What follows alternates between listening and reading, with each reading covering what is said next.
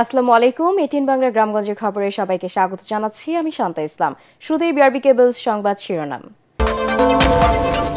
গণমাধ্যমের সর্বোচ্চ স্বাধীনতা নিশ্চিতে কাজ করছে সরকার, জানালেন তথ্যমন্ত্রী। তথ্য ব্যবস্থাপনাকে আধুনিক করে গড়ে তোলার তাগিদ।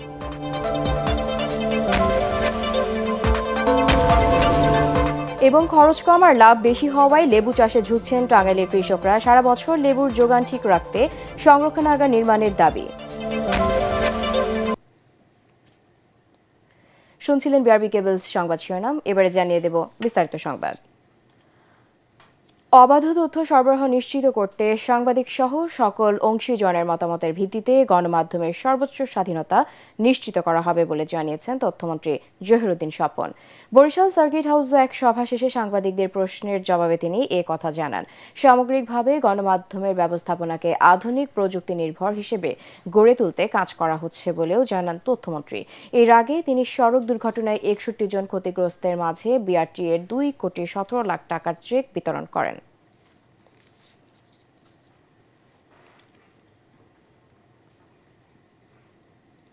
গণমাধ্যমের ব্যবস্থাপনাটাকে আমরা একটা আধুনিক ব্যবস্থাপনার মধ্যে আনতে চাচ্ছি এবং সে কারণেই শুধুমাত্র বিশেষ কোনো অনলাইন বা ইলেকট্রনিক অথবা প্রিন্ট এভাবে ভাগ না করে আমরা একটু পিছিয়ে আছি এই আধুনিক যে প্রযুক্তি নির্ভর বিশ্ব ব্যবস্থা এবং এই ইকোসিস্টেমের মধ্যে আমরা আমাদের নতুন গণমাধ্যমের মধ্যে যুক্ত হতে পারিনি এখনো।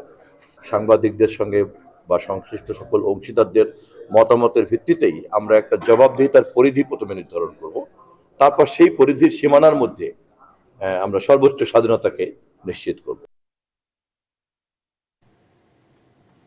স্বাস্থ্য খাতের বাজেট বৃদ্ধি সহ তৃণমূল পর্যায়ে চিকিৎসা সেবা বাড়াতে 1 লাখ স্বাস্থ্যকর্মী নিয়োগ দেওয়া হবে বলে জানিয়েছেন স্বাস্থ্য প্রতিমন্ত্রী doctor M A Mohit. Sirajganj general হাসপাতাল পরিদর্শন শেষে সাংবাদিকদের তিনি এসব কথা বলেন। সেই সাথে তৃণমূলে এই সেবাকে আরও উন্নত করার জন্য তাদেরকে প্রশিক্ষণ দেওয়া হবে বলে জানান স্বাস্থ্য প্রতিমন্ত্রী।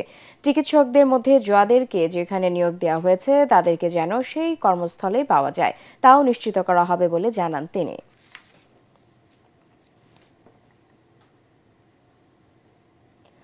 খাল খনন কর্মসূচি বাস্তবায়নের মাধ্যমে দেশকে আবারও খাদ্য রপ্তানিকারক দেশ হিসেবে গড়ে তোলা হবে বলে জানিয়েছেন পানি সম্পদ প্রতিমন্ত্রী ফরহাদ হোসেন আজাদ।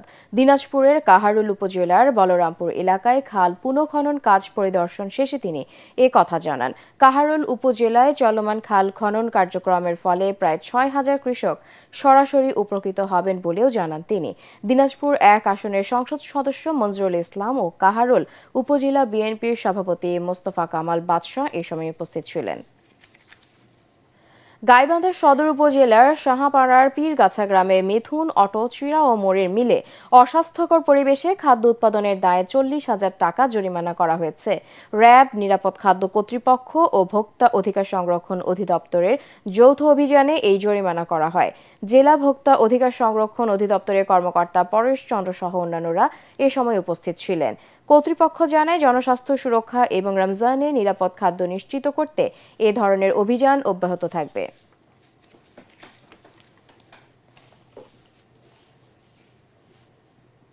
জামালপুরে ভেজাল সয়াবিন তেল তৈরির কারখানায় অভিযান চালিয়ে 50,000 টাকা জরিমানা ও বিপুল পরিমাণ সয়াবিন তেল জব্দ করেছে ভ্রাম্যমাণ আদালত। সদরের কৈডোলা এলাকায় সরকার ফুড অ্যান্ড বেভারেজ লিমিটেড নামের একটি কারখানায় এই অভিযান চালানো হয়। সদর উপজেলা সহকারী কমিশনার ভূমি তানভীর হায়দার এই অভিযান পরিচালনা করেন। কারখানাটিতে দীর্ঘদিন ধরেই ভেজাল সয়াবিন উৎপাদন করে তা বাজারজাত করা হচ্ছিল বলে জানান সহকারী কমিশনার।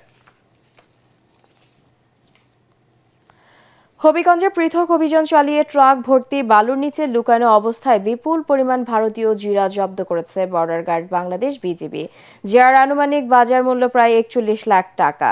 বিজিবি জানায়, গতরাতে হবিগঞ্জ ব্যাটালিয়ন 55 বিজিবির একটি আভিযানিক দল ঢাকা সিলেট মহাসড়কে মাধবপুর উপজেলার মুক্তিযোদ্ধা চত্বরে অবস্থান নেয়। এই সময় একটি সন্দেহভাজন ট্রাককে থামানোর সংকেত দিলে চালক গাড়িটি ফেলে পালিয়ে যায়। পরে ট্রাকটিতে তল্লাশি চালিয়ে বালুর নিচ থেকে বস্তা ভর্তি জিরা উদ্ধার করা হয়। ভোরে একই এলাকায় আরও একটি ট্রাকে তল্লাশি চালিয়ে বিপুল পরিমাণ জিরা জব্দ করা হয়।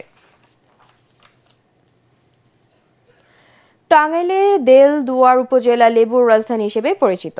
এছাড়া সখীপুর, মির্জাপুর, ঘাটাইল ও মধুপুর উপজেলাতেও গড়ে উঠেছে লেবুর অসংখ্য বাগান। বেশি লাভ হওয়ায় লেবু চাষে দিন দিন আগ্রহ বাড়ছে কৃষকের। টাঙ্গাইল প্রতিনিধি নাসির উদ্দিনের পাঠানো রিপোর্ট জানাচ্ছেন মাসুদ রানা। লেবুর শরবত বাঙালির ইফতারে আয়োজনে অন্যতম অনুষঙ্গ, তাই রমজানে লেবুর চাহিদা যায় বেড়ে। রাজধানী সহ সারা দেশে লেবুর সবচেয়ে বড় চালান আসে টাঙ্গাইল জেলা থেকে। খরচ কম ও লাভ বেশি হওয়ায় লেবু চাষে ঝুঁকছেন এই জেলার কৃষকরা। ফাল্গুন মাসে লেবুর উৎপাদন কম হলেও চাহিদা বেড়ে যাওয়ায় বেশি লাভের মুখ দেখছেন তারা। শীতের পরে যে লেবু উৎপাদন হওয়ার কথা সেটা আমরা পাই না। তার একটি মাত্র কারণ হচ্ছে শীতের সময় প্রচণ্ড কুয়াশা পড়ে। কুয়াশার দারুণ দেখা যায় যে সমস্ত ফুল এবং গুটি ঝরে পড়ে। বৃষ্টি থাকলে লেবুটা বেশি হয়তো, লেবু একটা কমাইছে, এত বাজারটা একটু বেশি।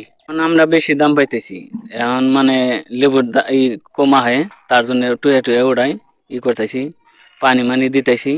লেবুর সিজন নে গাছে মাল হয় কম, রোজার সিজন দাম তেমনি বেশি হয়। এই অঞ্চলে লেবু চাষ সম্প্রসারণে গুরুত্বপূর্ণ ভূমিকা রাখছে কৃষি বিভাগ।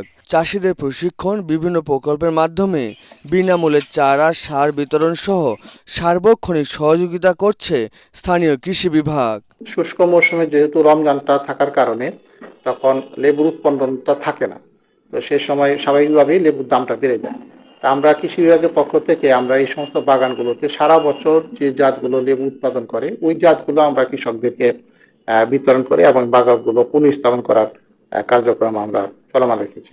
সারা বছর লেবুর বাজার ব্যবস্থাপনা সহ সংরক্ষণাগার নির্মাণের দাবি এই জেলার চাষিদের। Bureau report, ATN Bangla. দর্শক, পরবর্তী সংবাদ দেখার আমন্ত্রণ জানিয়ে এখনকার মতো শেষ করছি। এটিএন বাংলার সংবাদ ইউটিউবে দেখতে ব্রাউজ করুন youtube.com/ATN Bangla News। ধন্যবাদ।